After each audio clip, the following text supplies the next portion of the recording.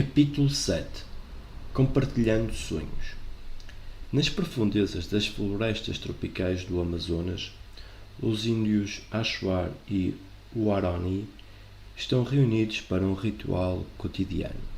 Todas as manhãs, cada membro da tribo desperta antes do amanhecer, e quando se reúnem naquela hora crepuscular, enquanto o mundo explode na luz, compartilham os seus sonhos. Não se trata simplesmente de um passatempo interessante, uma oportunidade para contar histórias. Para os índios Achuar e Huaroni, o sonho não pertence apenas à pessoa que sonha, mas ao grupo. E a pessoa que sonha é somente o instrumento do qual o sonho decidiu se apropriar para ter uma conversa com a tribo inteira. Eles encaram os sonhos como mapas para as horas em que estão despertos e um prognosticador do que está por vir para todos. Nos sonhos, ele entrou em contato com os ancestrais e com o resto do universo. O sonho é a realidade, a vida desperta é a falsidade. Mais para o norte, um grupo de cientistas também descobriu que os sonhos não pertencem à pessoa que está sonhando. Adormecida em uma sala à prova de som atrás de um anteparo eletromagnético, com elétrodos presos ao couro cabeludo, pertencem a Saul Fieldstein, um aluno do doutorado do City College, que se encontra em outra sala a vários metros de distância e está examinando um quadro intitulado Zapatistas, de Carlos Orozco Romero. Um panorama de revolucionários mexicanos, seguidores de Emiliano Zapata, marchando com as suas mulheres envoltas em chales sob as nuvens escuras de uma tempestade que se aproxima. As instruções de Sol são para que ele imponha a sua imagem à pessoa que está sonhando. Alguns momentos depois, o homem que está sonhando, o Dr. William Irving, psicanalista, é despertado. Ele disse que o sonho que estava tendo era uma coisa absurda, quase como uma colossal produção de Cecil B. DeMille. Não parava de ver a imagem de uma antiga civilização mexicana debaixo de um céu sombrio. A pessoa que sonha é um instrumento de um pensamento pedido emprestado, uma noção coletiva presente nas vibrações microscópicas entre as pessoas que sonham. O estado de sonho é mais autêntico, pois mostra a conexão em grande destaque. Um estado desperto de isolamento, com cada pessoa em um aposento separado, é o impostor do ponto de vista dos índios do Amazonas. Uma das questões que surgiu nas pesquisas de Pierre foi a natureza do domínio do pensamento. Se éramos capazes de influenciar as máquinas, essa constatação condizia a uma pergunta óbvia: onde residem, com exatidão, os nossos pensamentos? Onde está precisamente a mente humana? A suposição habitual na cultura ocidental é que ela está localizada no cérebro. Mas se isso for verdade, como os pensamentos e as intenções poderiam afetar outras pessoas? Será que o pensamento está lá fora, em outro lugar? Ou existe de fato uma mente prolongada, um pensamento coletivo? Aquilo que pensamos ou sonhamos influencia alguma outra pessoa? Esse era o tipo de pergunta que preocupava o William Braud. Ele havia lido a respeito de experiências como a da pintura mexicana, que foi uma das mais expressivas experiências sobre telepatia conduzidas por Charles O'Norton, respeitado pesquisador da consciência que trabalha no Maimonides Medical Center, no Brooklyn, Nova York. Para um behaviorista como Braud, a experiência de O'Norton representava um aprendizado novo e radical. Braud era afável e atencioso, com uma postura delicada e deliberada, com a maior parte de seu rosto coberta por uma generosa barba.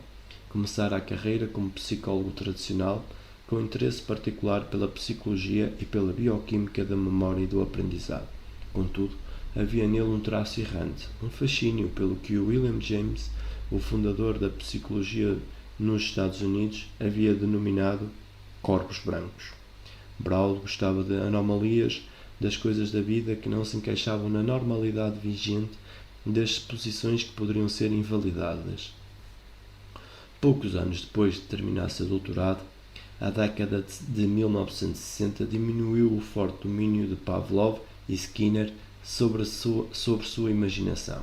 Na época, Braud estivera dando aulas sobre a memória, a motivação e o aprendizado na Universidade de Houston. Passara a se interessar pelos trabalhos que mostravam uma extraordinária propriedade do cérebro humano. Os pioneiros do feedback e do relaxamento demonstraram que as pessoas podiam influenciar suas próprias reações musculares ou o batimento cardíaco simplesmente dirigindo a atenção para partes dele em sequência. O biofeedback exercia até mesmo efeitos mensuráveis sobre a atividade das ondas cerebrais, a pressão alta e a atividade elétrica da pele. Braud estivera brincando com suas experiências sobre a percepção extrasensorial. Um dos seus alunos que praticava hipnose concordou em participar de uma experiência em que Braud tentou transmitir seus pensamentos. Algumas incríveis transferências haviam ocorrido. O aluno, que fora hipnotizado e estava sentado em uma sala mais adiante no corredor, alheio às atividades de Braud, parecia ter uma ligação empática com ele. Braud havia picado sua mão e a colocado sobre a chama de uma vela, e o aluno sentiu dor e calor. Ele contemplara a imagem de um barco e o aluno mencionou um barco. Braud abriu a porta do laboratório deixando entrar a luz brilhante do sol, o que o aluno também mencionou. Braud conseguira pôr em prática o seu lado da experiência em qualquer lugar. Do outro lado do prédio, ou a muitos quilómetros de seu aluno, que permanecia na sala lacrada, obtendo os mesmos resultados. Em 1971, quando tinha 29 anos, o caminho de Braud se cruzou com o de Edgar Mitchell, que acabara de voltar da missão Apollo 14. Mitchell decidira escrever um livro a respeito da natureza da consciência e, na ocasião, estava fazendo uma sondagem em busca de pesquisas de qualidade na área. Braud e um outro académico em Houston eram as únicas pessoas envolvidas com um estudo confiável sobre a natureza da consciência. Era natural que ele e Mitchell viessem a se conhecer. Começaram a se reunir regularmente e a comparar observações sobre as pesquisas nessa área. Havia uma grande quantidade de pesquisas sobre telepatia, como as experiências de Joseph Rane com as cartas, bastante bem-sucedidas, usadas por Mitchell no espaço cósmico. Mais convincentes ainda tinham sido as experiências de Maimonides Medical Center no final da década de 1960, conduzidas em seu laboratório especial de pesquisas do sonho. Montague Willman e Stanley Krippner haviam realizado inúmeras experiências, como a da pintura mexicana, para verificar se os pensamentos poderiam ser enviados e incorporados ao sonho. O trabalho de Maimonides alcançara o êxito tão grande que, ao ser analisado por um estatístico da Universidade da Califórnia, especialista em pesquisas psíquicas, a série total apresentou uma incrível taxa de precisão de 84%.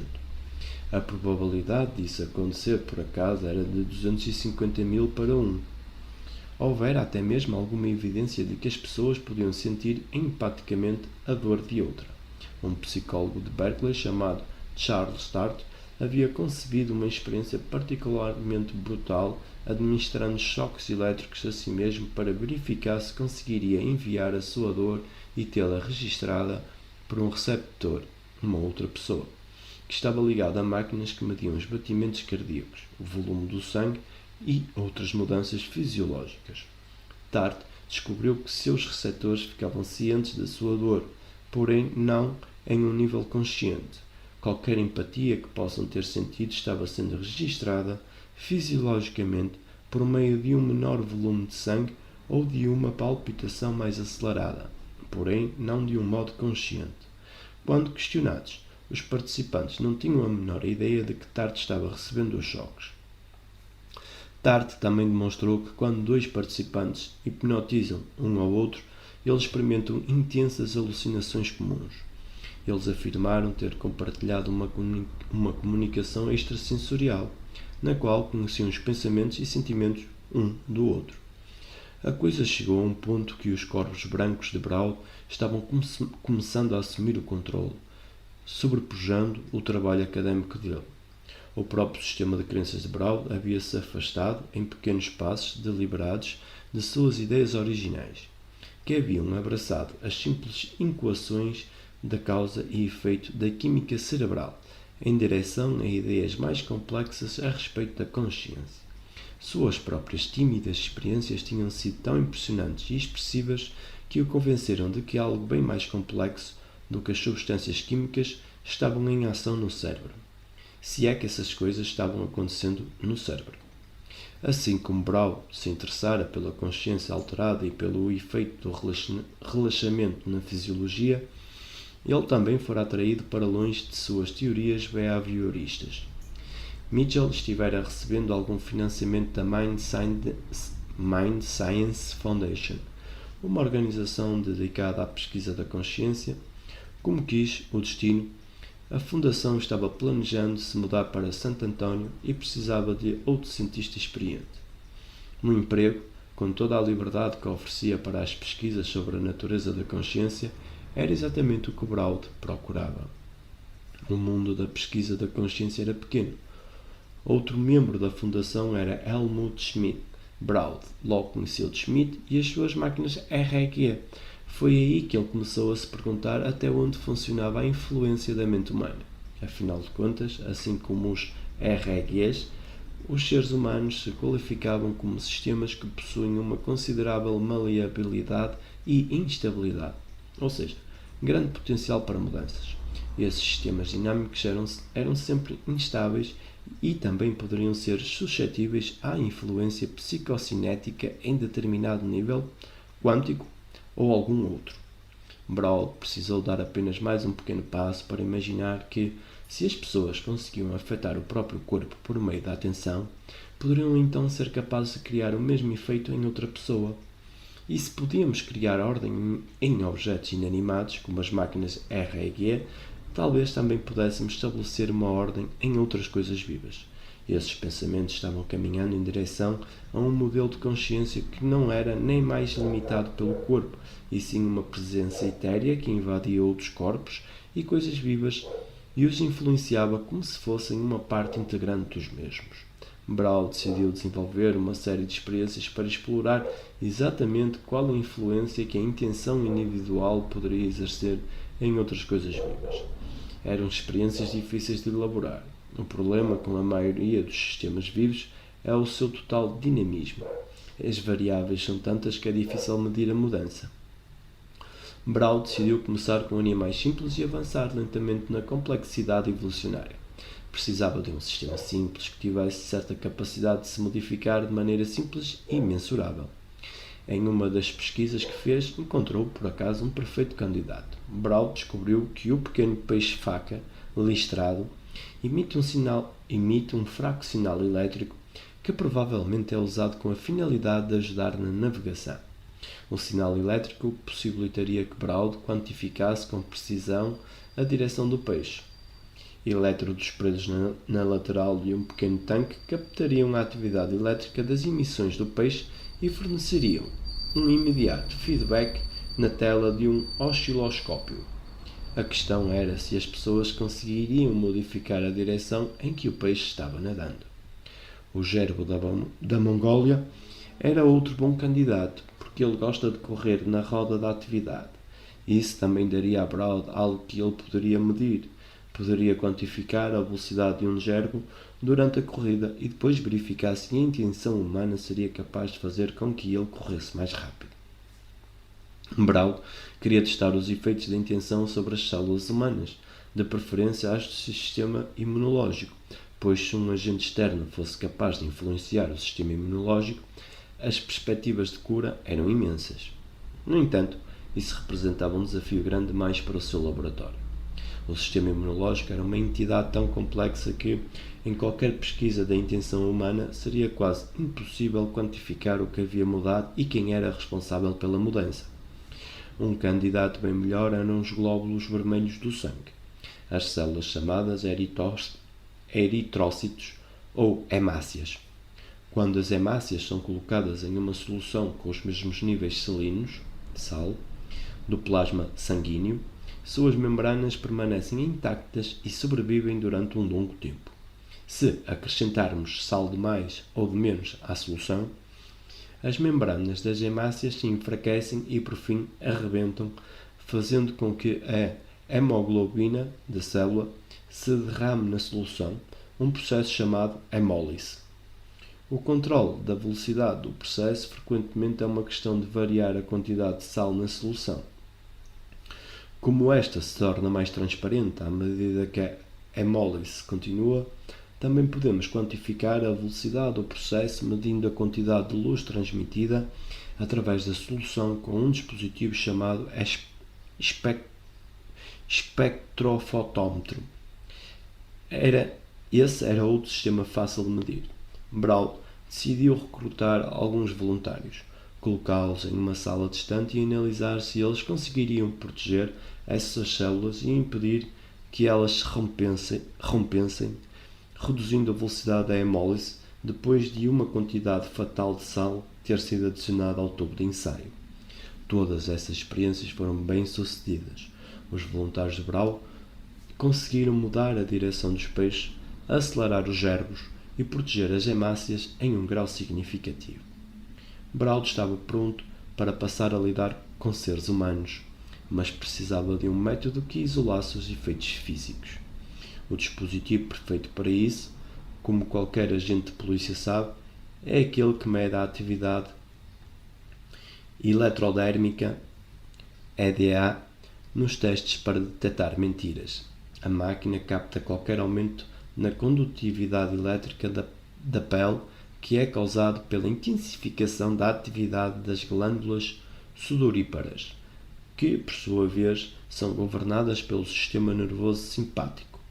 Assim como os médicos conseguem medir a atividade elétrica do coração e do cérebro com os aparelhos de eletrocardiograma e eletroencefalograma, respectivamente, o detector de mentiras também pode registrar o aumento da atividade eletrodérmica. Leituras de EDA mais elevadas mostram que o sistema nervoso simpático, que governa os estados emocionais, está trabalhando em excesso. Isso indicaria stress, emoção ou variações do humor, qualquer tipo de excitação intensificada, algo que é mais provável acontecer quando alguém está mentindo. Essas respostas são com frequência chamadas de reações de luta ou fuga. Elas surgem e se tornam mais pronunciadas quando enfrentamos algo perigoso ou perturbador. O coração dispara, as pupilas se dilatam, a pele tende a ficar mais suada e o sangue escoa das extremidades e se dirige para os lugares do corpo onde é mais necessário. Fazer essas leituras pode nos oferecer uma medida de reação inconsciente quando o sistema nervoso simpático está estressado, antes mesmo que a pessoa que está sendo testada tenha consciência do fato. De maneira análoga, baixos níveis de EDA indicariam pouco stress e um estado de calma, que é o estado natural das pessoas quando dizem a verdade. Braun iniciou a experimentação em humanos com o que se tornaria uma das suas pesquisas características: o efeito de sermos observados fixamente por alguém.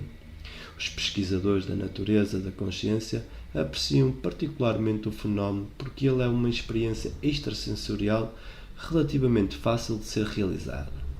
No caso da transmissão de pensamentos, muitas variáveis precisam ser consideradas quando se está tentando determinar se a reação do receptor é compatível com os pensamentos do emissor.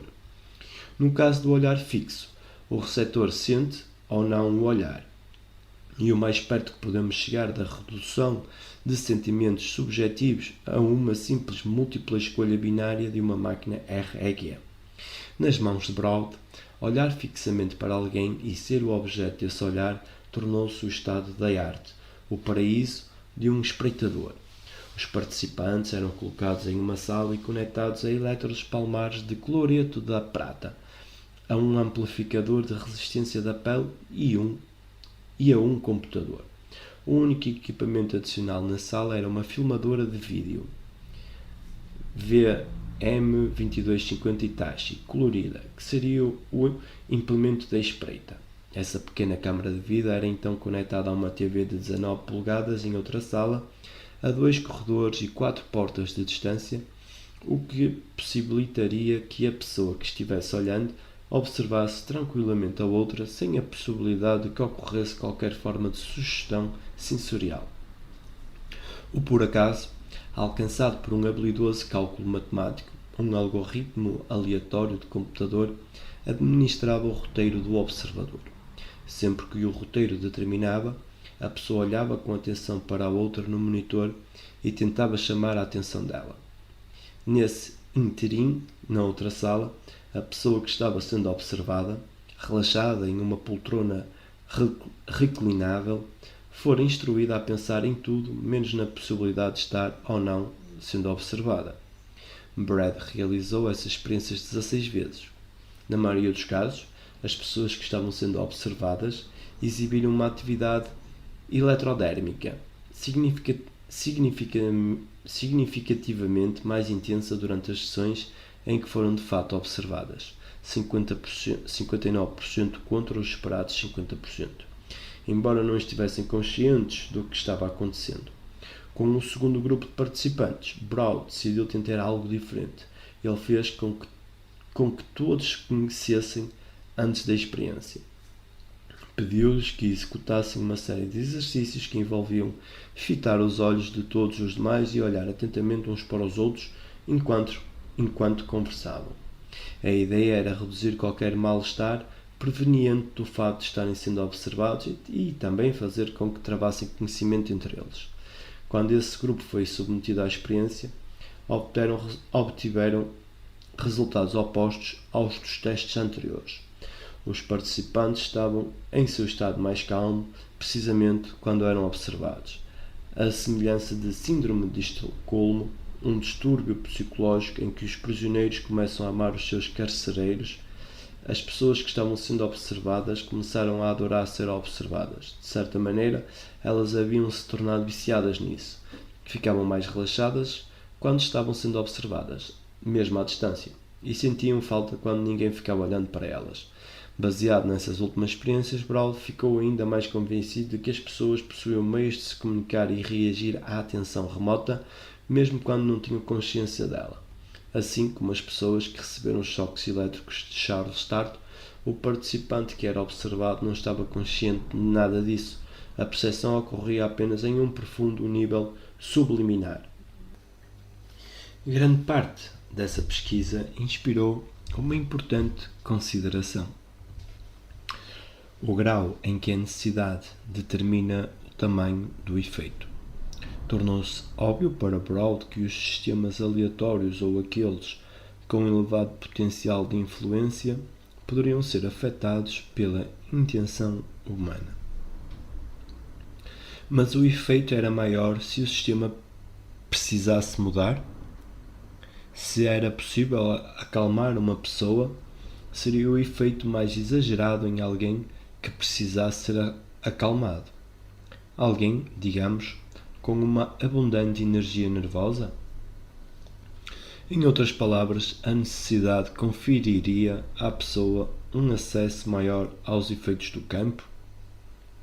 Os indivíduos mais organizados, sob o aspecto biológico, seriam mais competentes para ter acesso a essas informações e levá-las à atenção de outras pessoas? Em 1983, Brown testou sua teoria com uma série de experiências em colaboração com a antropóloga Marilyn Schlitz, outra pesquisadora da consciência que trabalhara com Helmut Schmidt. Brown e Schlitz escolheram um grupo de pessoas extremamente nervosas, como tinha sido comprovado por uma elevada atividade do sistema nervoso simpático, e um outro grupo de pessoas mais calmas, utilizando um protocolo semelhante ao das experiências com pessoas que olhavam fixamente para outras. Brown e Schlitz tentaram, de maneira alternada, acalmar membros de ambos os grupos. O sucesso ou o fracasso seria medido, uma vez mais, por um polígrafo que traçaria a atividade eletrodérmica da pessoa. Também foi solicitado aos voluntários que participassem de outra experiência, na qual tentariam acalmar a si mesmos por meio de métodos convencionais de relaxamento. Quando terminaram a pesquisa, Schlitz e Brown notaram uma enorme disparidade entre os resultados dos dois grupos. Como suspeitavam, o efeito foi bem mais elevado no grupo que precisava se acalmar. Na verdade, foi o maior efeito alcançado em todas as experiências de Braud. O grupo calmo, por outro lado, praticamente não registrara mudanças.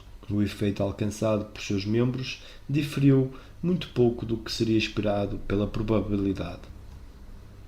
O mais estranho de tudo foi que o tamanho do efeito que as pessoas que estavam tentando acalmar o grupo agitado exerceu neste último foi apenas levemente menor do que o efeito que as pessoas exerciam em si mesmas quando usavam técnicas de relaxamento. Do ponto de vista estatístico, isso significava que outras pessoas poderiam exercer sobre você quase o mesmo efeito sobre sua mente e seu corpo que você poderia exercer sobre si mesmo. Deixar que outra pessoa expressasse uma boa intenção para você era quase tão satisfatório quanto usar o biofeedback em você mesmo. Braud tentou uma experiência semelhante para demonstrar que era possível ajudar as outras pessoas a se concentrarem por meio da influência à distância. Uma vez mais, os efeitos foram maiores entre aqueles cuja atenção parecia divagar mais. A meta-análise é um método científico para avaliar se um efeito observado é real e significativo, reunindo os dados de um grande grupo de experiências individuais frequentemente discrepantes. Na verdade, ele combina experiências isoladas, que podem às vezes ser desprezadas por serem consideradas pequenas demais para que sejam consideradas definitivas, em uma experiência gigante. Embora a comparação de experiências de diferentes formas e tamanhos encerre problemas, ela pode nos dar uma ideia sobre a dimensão do efeito que estamos examinando. Schlitz e Braud haviam conduzido uma meta-análise com todos os estudos que conseguiram encontrar acerca do efeito da intenção sobre outras coisas vivas. Pesquisas realizadas no mundo inteiro tinham revelado que a intenção humana era capaz de influenciar bactérias, leveduras, plantas, formigas, camundongos e ratos, gatos e cachorros, preparações celulares humanas e a atividade das enzimas. Estudos realizados em seres humanos haviam mostrado que um grupo de pessoas conseguira interferir com sucesso no movimento dos olhos, nos movimentos motores amplos, na respiração e até mesmo nos ritmos cerebrais de outro grupo. Os efeitos eram pequenos, mas ocorriam sistematicamente e tinham sido alcançados por pessoas comuns, recrutadas para experimentar essa habilidade pela primeira vez. No geral, de acordo com a meta-análise de Schlitz e Braud, as experiências apresentaram um índice de sucesso de 37%, quando o resultado esperado, gerado pelo acaso, era de 5%. As experiências exclusivamente de EDA apresentaram um índice de sucesso de 47%, quando comparadas com o resultado esperado de 5% gerado pelo acaso. Esses resultados forneceram a Braud várias pistas importantes sobre a natureza da influência à distância. Estava evidente que os seres humanos comuns tinham a habilidade de influenciar outras coisas vivas em muitos níveis, nas atividades musculares e motoras, nas modificações celulares, na atividade do sistema nervoso. Esses estudos sugeriam outra estranha possibilidade, que a influência aumentava de acordo com a sua importância para o influenciador, ou com o quanto este era capaz de estabelecer uma relação com o objeto da influência. Os menores efeitos foram encontrados nas experiências com peixes, mas aumentaram nas experiências com gerbos, fofinhos. Cresceram ainda mais no caso de células humanas e atingiram o máximo quando pessoas estavam tentando influenciar outra pessoa. No entanto, o maior efeito de todos ocorria quando as pessoas a serem influenciadas de fato precisavam que isso fosse feito. As que necessitavam de algo, como ficar mais calmas ou se concentrar, pareciam mais receptivas à influência do que as outras. Além disso, o mais estranho de tudo era que a influência de uma pessoa sobre outras era apenas levemente menor do que a influência dela sobre si mesma. Braud chegou a presenciar casos de telepatia durante as sessões. No início de determinada sessão, um influenciador comentara por acaso que o registro eletrodérmico do objeto estava tão organizado que o fazia lembrar uma banda alemã de technopop chamada Kraftwerk. Quando Braud voltou à sala da receptora no final da sessão, A primeira coisa que ela disse foi que no início da sessão, por algum motivo bizarro, não parava de pensar em Kraftwerk. Esse tipo de associação estava se tornando a norma no trabalho de Braud e não a exceção. Todos os cientistas envolvidos com a pesquisa da consciência pensavam na mesma coisa, porque algumas pessoas tinham uma maior capacidade de exercer uma influência e porque algumas condições eram mais propícias à influência do que outras. Era como um labirinto secreto ao longo do qual certas pessoas conseguiam se deslocar com mais facilidade do que outras. Jan e Dunn haviam descoberto que as imagens arquetípicas ou míticas que acionavam o inconsciente produziam os mais intensos efeitos psicocinéticos.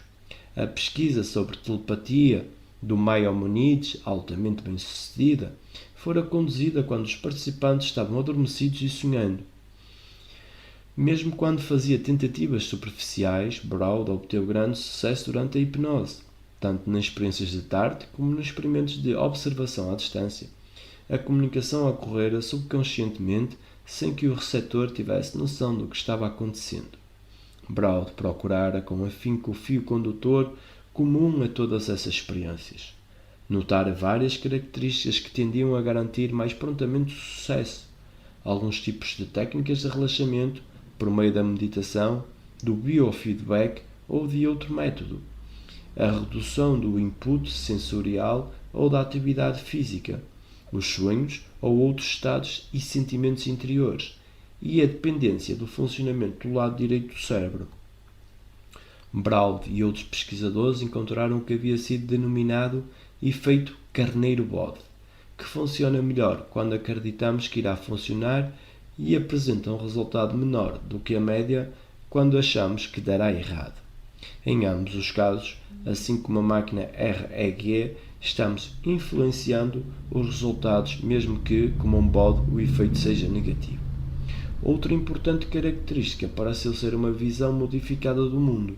As pessoas eram mais propensas a ter sucesso se, em vez de acreditarem em uma distinção entre elas e o mundo, encarando as pessoas e as coisas individuais como isoladas e divisíveis, encarassem tudo como um contínuo de inter-relações, e também quando compreendiam que, além dos canais habituais, existiam outras maneiras de se comunicar.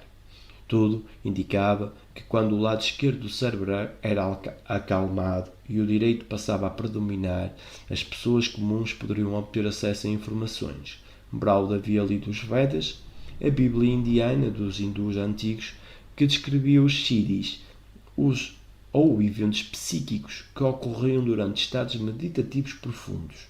Num estado mais elevado, a pessoa que medita experimenta sentimentos de um tipo de conhecimento omnisciente, uma sensação de enxergar todos os lugares ao mesmo tempo. A pessoa entra em um estado de união com um objeto único que está sendo focalizado. Ela também experimenta a habilidade de alcançar consideráveis efeitos psicocinéticos, como levitar e mover objetos à distância. Em quase todos os casos, o receptor havia eliminado o bombardeamento sensorial do dia-a-dia e entrado em contacto com uma fonte profunda de receptividade alerta. Seria possível que essa comunicação fosse como qualquer outra forma comum de comunicação e nós simplesmente não a ouvimos porque o barulho de nossa vida cotidiana o impede? Braud compreendeu que se conseguisse criar um estado de privação sensorial em uma pessoa, a mente dela talvez notasse os efeitos sutis não percebidos pelo cérebro tagarela ordinário? Será que a percepção melhoraria se a privássemos dos estímulos habituais? Isso nos daria acesso ao campo? Essa era exatamente a teoria do Yogi Maharishi Mahesh, fundador da meditação transcendental. Várias pesquisas que examinaram o efeito da meditação transcendental no cérebro, realizadas pelo Laboratório de Neurocibernética do Instituto de Pesquisas do Cérebro de Moscou, revelaram um aumento em áreas do córtex que participam da percepção de informações, assim como no relacionamento existente entre os hemisférios esquerdo e direito do cérebro. As pesquisas sugerem que a meditação abre um pouco mais as portas da percepção.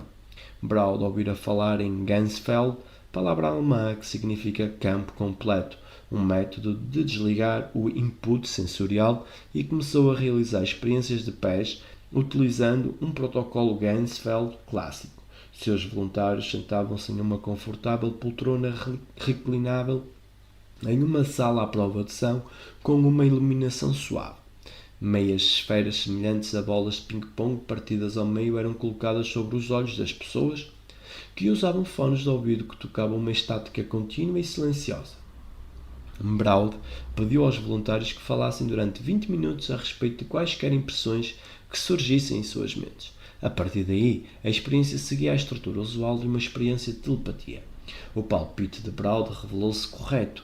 As experiências Ganzfeld estavam entre as mais bem-sucedidas de todas. Quando os experimentos do próprio Braud foram combinados a 27 outras, 23 ou 82% produziram índices de sucesso mais elevados do que se esperaria de resultados meramente probabilísticos. O efeito tamanho médio foi de 0,32, igual ao efeito tamanho do REG da Pear. Importantes mudanças no pensamento muitas vezes ocorrem com um sincronismo interessante.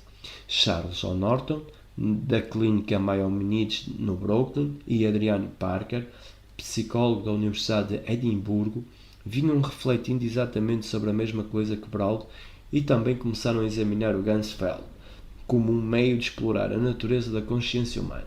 A meta-análise combinada de todas as experiências Ganzfeld produziu um resultado cuja ocorrência era de 10 bilhões para 1 em relação ao mero caos. Braud até mesmo experimentou algumas premonições quando usou o Ganzfeld em si mesmo. Certa noite, enquanto estava sentado no chão da sala de seu apartamento em Houston, com as meias bolas de ping-pong e os fones de ouvido devidamente no lugar, ele de repente teve uma intensa e vivida visão de uma motocicleta com faróis altos andando em ruas molhadas. Pouco depois de Braud encerrar a sessão, sua mulher voltou para casa. No exato momento em que ele tivera a visão, disse ela ao marido: ela quase colidira com uma motocicleta. Ela se viu diante de uma luz forte de farol e as ruas estavam encharcadas por causa da chuva. Pensamentos a respeito da importância de seu trabalho se infiltraram na mente de Braud e provocaram uma inquietante constatação. Se éramos capazes de determinar que coisas boas acontecessem a outras pessoas, talvez também pudéssemos fazer com que coisas ruins ocorressem. Existiam muitos relatos sobre os efeitos de voodoo e fazia bastante sentido, levando em conta os resultados experimentais que ele vinha obtendo, que as más intenções pudessem causar algum efeito. Será que poderíamos fazer algo para nos proteger delas?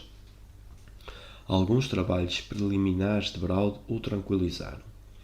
Uma de suas experiências demonstrou que era possível bloquear ou impedir qualquer influência que não desejássemos. Isso era possível por meio de estratégias de proteção. Poderíamos visualizar um escudo seguro ou protetor, ou ainda uma barreira ou anteparo que impediria a penetração de tal influência. Nessa experiência, era dito aos participantes que se protegessem contra a influência de 2 pesquisadores que tentariam aumentar os seus níveis de EDA. O mesmo foi tentado com outro grupo, só que desta vez não foi recomendado aos participantes que bloqueassem qualquer influência remota. As pessoas que estavam tentando exercer a influência não tinham ciência de quem estava ou não bloqueando as tentativas. No final do experimento, o grupo protegido demonstrou bem menos efeitos físicos do que aqueles que simplesmente se deixaram ser afetados. Todo o trabalho inicial da percepção extrasensorial havia criado uma espécie de rádio mental no qual um participante enviava pensamentos para o outro. Braud agora acreditava que a verdade era bem mais complexa. Parecia que as estruturas mentais e físicas da consciência do emissor eram capazes de exercer uma influência ordenadora no receptor menos organizado.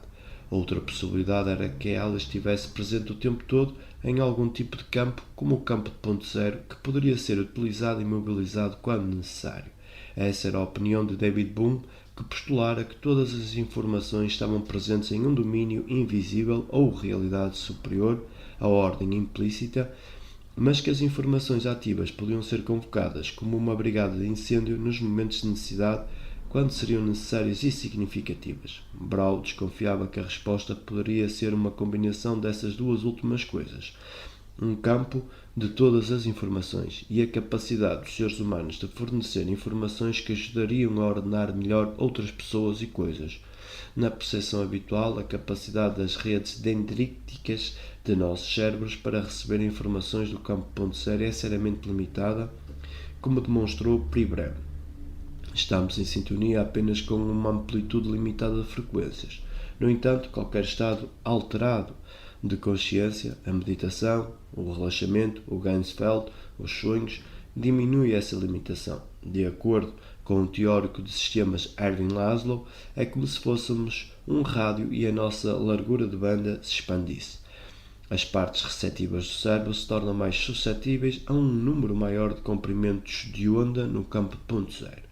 Nossa capacidade de captar sinais também aumenta durante o tipo de profunda conexão interpessoal examinada por Braud. Quando duas pessoas relaxam suas larguras de banda e tentam estabelecer algum tipo de conexão profunda, seus padrões cerebrais ficam altamente sincronizados. Pesquisas semelhantes às de Braud, realizadas no México, em que era solicitado a dois voluntários em salas separadas que sentissem a presença um do outro, revelaram que as ondas cerebrais de ambos os participantes, medidas em leituras de eletroencefalogramas, começaram a entrar em sincronia. Ao mesmo tempo, a atividade elétrica dentro de cada hemisfério cerebral de cada participante também ficava sincronizada, fenómeno que em geral só ocorre durante a meditação. Não obstante, era o participante com os padrões cerebrais mais coesivos que tinha a tendência de influenciar o outro. O padrão cerebral mais ordenado sempre prevalecia. Nessa circunstância, um tipo de domínio coerente se estabelece, da maneira exata como acontece com as moléculas da água. O limite habitual de separação é transposto. O cérebro de cada um dos membros do par torna-se menos sintonizado com as suas próprias informações em separado e mais receptivo às do outro. Passam a captar as informações da outra pessoa no campo de ponto zero, como se essas fossem suas. Assim como a mecânica quântica governa os sistemas vivos, a incerteza quântica e a probabilidade são características de todos os nossos processos corporais. Somos máquinas REG ambulantes.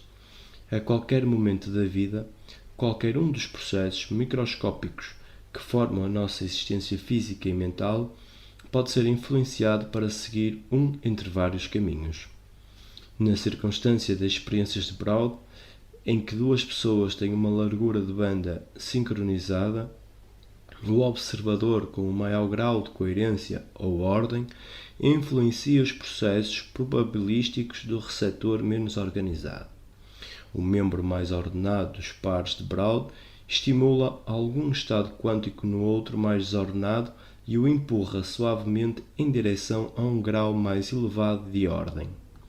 Laszlo acredita que essa noção de largura de banda expandida seria responsável por uma série de relatos enigmáticos de pessoas que se submetem à terapia de regressão ou afirmam se lembrar de vidas passadas, fenómeno que ocorre principalmente entre crianças muito pequenas. Pesquisas de EEG sobre o cérebro de crianças com menos de 5 anos mostram que ele funciona permanentemente no modo alfa, o estado de consciência alterado no adulto, e não no modo beta costumeiro da consciência amadurecida. As crianças estão abertas a uma quantidade bem maior de informações disponíveis no campo do que o adulto típico. Na verdade, a criança vive em um estado de permanente alucinação. Se uma criança pequena afirmasse lembrar de uma vida passada, ela talvez não seja capaz de distinguir suas experiências das informações de uma ou outra pessoa que estão armazenadas no campo de ponto zero. Uma característica comum, uma limitação ou um talento especial. Digamos, podem ativar uma associação e a criança captaria essa informação como se fosse sua memória de uma vida passada.